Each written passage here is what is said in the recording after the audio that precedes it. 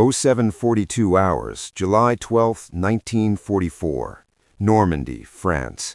A shallow hedgerow line outside the village of Mesnil-Patry. Leutnant Karl Heinemann was 26 years old when the firing began. He stood just below the crest of a low rise, boots sunk into churned clay, binoculars pressed against his face. The morning was already warm. The air smelled of crushed leaves, wet earth, and cordite from the night's probing fire. Heinemann commanded a reinforced Maschinengewehr Zug, 3 MG42 teams pulled from a depleted grenadier company. Each gun was dug in behind hedgerows that had stood for centuries. Each team had ammunition stacked in metal belts and wooden boxes, close enough to reach without standing. At 0743, the first American movement appeared. A platoon, roughly 30 men, infantry, moving cautiously along a sunken lane, spaced out at 5 to 10 meter intervals, helmets low, rifles slung. They were not charging, they were probing. Heinemann lowered the binoculars and raised his arm. "Feuer frei," he said. At 0744, the first MG42 opened fire. The gun weighed just over 11 kilograms without its tripod. Chambered in 7.92 by 57 millimeter Mauser, it fired at nearly 1,200 rounds per minute. The sound was not a series of shots, but a continuous tearing rip, like canvas being ripped apart at high speed. The second gun followed a half-second later, then the third. 3 intersecting cones of fire cut into the hedgerow line where the Americans had been seconds before. Dirt exploded upward, leaves shredded, wooden fence posts snapped. Within the first minute, over 2,000 rounds were gone. Heinemann watched carefully. He expected bodies, he expected screams, he expected men breaking and running. None of that happened. Instead, the movement stopped. The platoon vanished. At 0746, the firing paused. Barrels smoked. Assistant gunners swapped them out in practiced motions, using asbestos mitts. Each hot barrel was locked back into its case. Each cool barrel snapped into place with a metallic click. Heinemann leaned forward, scanning the ground again. The Americans had gone to ground. They were not clustered. They were not stacked behind one piece of cover. They were spread along the ditch, behind trees, pressed into shell holes dug by earlier fighting. Some had crawled forward, some had pulled back, none were visible. At 0748, a single American rifle cracked. The round snapped overhead. At 0749, a second shot followed from a different angle. Heinemann frowned.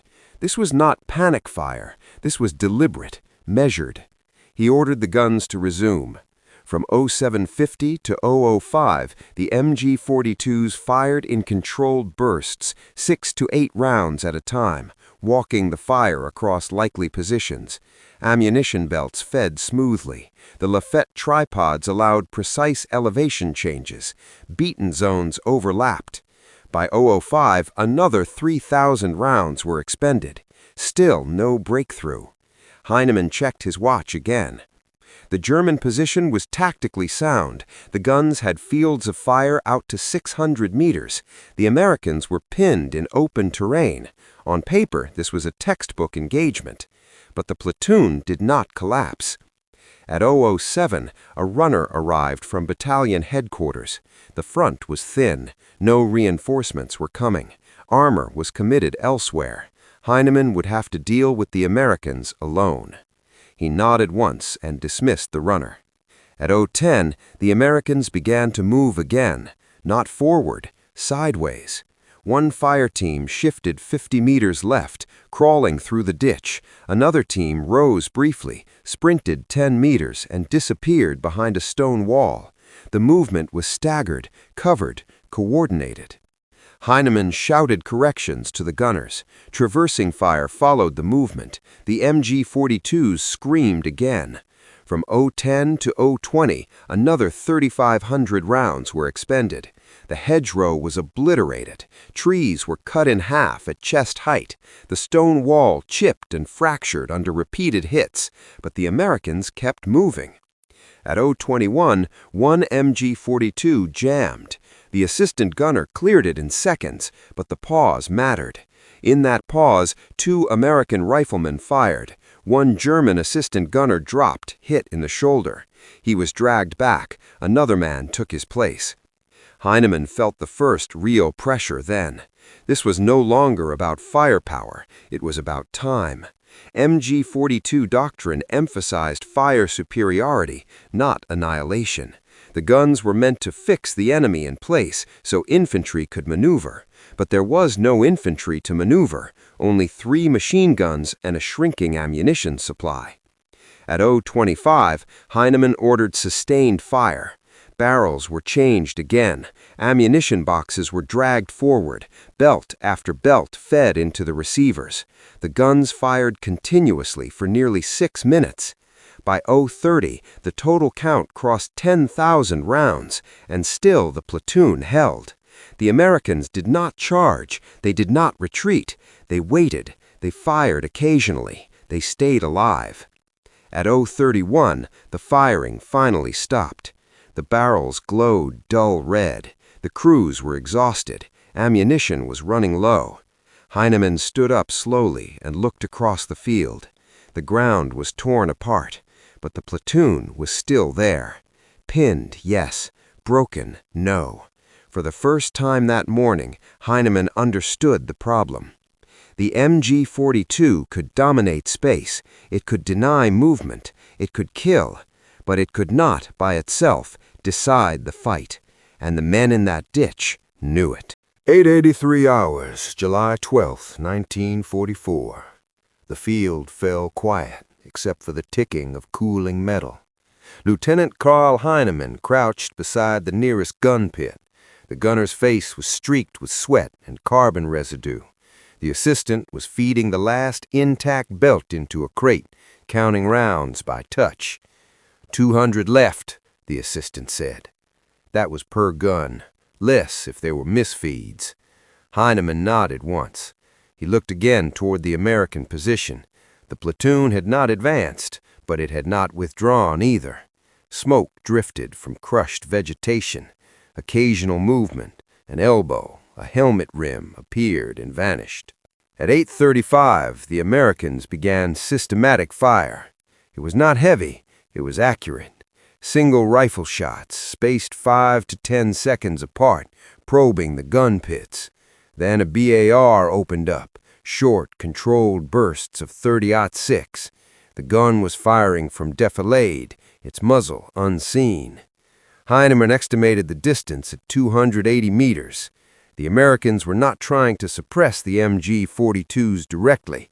They were trying to force the crews to keep their heads down while they shifted again. At 8:38, one American team moved another 30 meters left, using a fold in the ground Heinemann had not noticed earlier. The terrain dipped just enough to break line of sight. Heinemann swore quietly.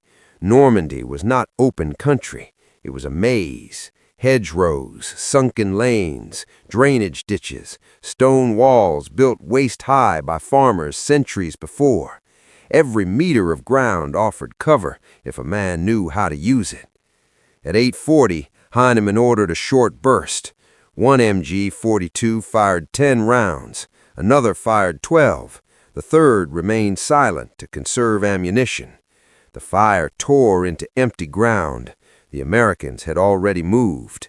By 8:44, the platoon had effectively repositioned itself laterally by nearly 100 meters since first contact, without ever breaking contact or exposing more than 1 or 2 men at a time. This was platoon-level discipline. The men were not veterans of North Africa or Sicily, but they were trained, they were led. Somewhere in that ditch was a lieutenant or a seasoned sergeant controlling the pace, preventing panic, enforcing spacing. Heinemann understood the doctrine. The Americans had learned it the hard way in 1942. No bunching, no massed rushes, movement by bounds, fire and maneuver, even when outgunned. At 8:47, the second MG42 crew reported another jam. The feed tray cover had warped slightly from heat. It was corrected with a hammer blow, but confidence was slipping. MG42s were powerful, but they were not magic. High cyclic rate meant high wear. Barrels had to be changed every 250 rounds under sustained fire. Belts had to be kept clean. Dust, plant matter, and overheating could kill a gun as effectively as enemy fire. At 8:50, Heinemann checked his map. Friendly infantry was over a kilometer away, penned themselves by American artillery further east. No help was coming. At 8:52, the Americans fired smoke. White plumes blossomed low along the ditch line. The wind pushed it sideways, not toward the guns, but enough to blur the exact positions. Heinemann cursed again. At 8:54, the BAR fired twice. A rifle followed, then another. The fire was creeping closer. At 8:56, a German gunner was hit in the leg. He screamed once and collapsed backward. The assistant dragged him out and took over without orders. The Americans were no longer just surviving. They were contesting the fight. At 9:02, Heinemann made a decision. He ordered one MG42 to cease fire entirely. Its ammunition would be redistributed. The remaining two guns would maintain overlapping fields, but only fire when movement was confirmed. This was no longer suppression. This was containment. From 9:02 to 9:15, the guns fired less than 500 rounds combined. The Americans stopped moving. Both sides waited. Sweat ran into Heinemann's eyes. His mouth was dry. He had not eaten since before dawn. He felt the creeping realization that the initiative had shifted, not to the Americans, but away from him. The guns had fixed the platoon, but only temporarily. Without infantry to exploit that fixation, the moment passed. At 9:18, American artillery landed 200 meters behind the German line. Not on the guns, not yet. It was a ranging shot. Heinemann looked up as dirt and smoke rose behind him. That changed everything. At 9:20, the second shell landed closer. Heinemann gave the withdrawal signal. The MG42s were broken down in seconds, tripods folded, barrels secured, ammunition crates lifted by hand. At 9:23, the American platoon across the field did not pursue. They did not need to. They had achieved their mission. Later that day, German reports would list the engagement as successful defensive fire. No ground had been lost. The Americans had not advanced through the sector. But the reality was clearer. 3 MG42s, among the most feared weapons of the war, had poured over 10,000 rounds into a single platoon. And that platoon had survived. Not through luck, through leadership, terrain, spacing, and restraint. For Heinemann, the lesson would not be forgotten. 10:45 hours, July 12, 1944. A reserve orchard 2 kilometers south of Mesnil-Patry. Lieutenant Karl Heinemann sat on an overturned ammunition crate and cleaned his pistol. His hands were steady now. The engagement was over, but the noise still rang in his ears. One MG42 crew had lost 2 men wounded. No Americans had been recovered from the field. That absence disturbed him more than casualties would have. At 10:15, battalion intelligence arrived. The American unit was identified as part of an infantry regiment pushing west to secure a road junction. Their orders were not to break through at any cost, but to locate German strongpoints and fix them in place. They had done exactly that. The German defensive doctrine of 1944 assumed combined arms. Machine guns fixed the enemy, mortars suppressed, infantry counterattacked, armor sealed the result. On July 12, 1944, Heinemann had only one of those elements. The MG42 was never meant to fight alone. The weapon itself was a technical marvel. Stamped steel construction allowed rapid production. Quick-change barrels kept it firing under conditions that would melt lesser guns. Its rate of fire created psychological shock, earning it names like Hitler's Buzzsaw among Allied troops. But its strengths came with limits. High cyclic rate burned ammunition fast. A single gun could consume 1,200 rounds in a minute. Logistics mattered. So did terrain. In Normandy, visibility rarely exceeded 300 meters. Beaten zones overlapped foliage, not open ground. Suppression was partial, never total. The Americans understood this by 1944. Their platoons were built around dispersion, 12-man squads broken into fire teams, leaders trained to control tempo, not encourage heroism. Movement was methodical. Survival was prioritized over speed. Firepower on both sides had reached a point of diminishing returns. By July 18th, Heinemann's unit was pulled back. Casualties were too high. Ammunition was scarce. The Allied breakout loomed. Heinemann was promoted to Oberlieutenant in August, not for victory, but for competence under pressure. He was reassigned as a training officer, instructing replacement units on machine gun employment. There, he emphasized lessons learned. Machine guns were anchors, not spears. Fire without maneuver was noise. Suppression without exploitation was temporary. He told his men about a platoon that refused to panic.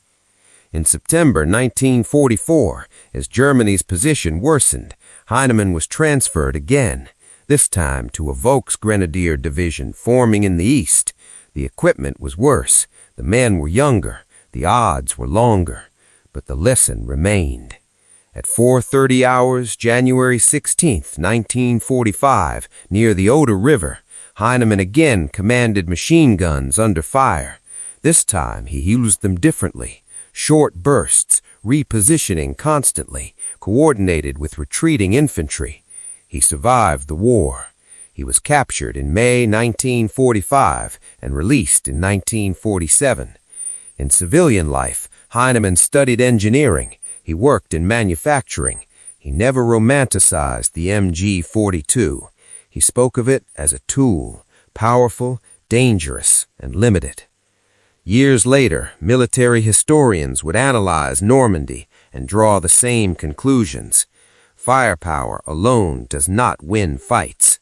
Platoons that disperse, leaders who control movement, and soldiers who resist panic can endure extraordinary violence. On July 12, 1944,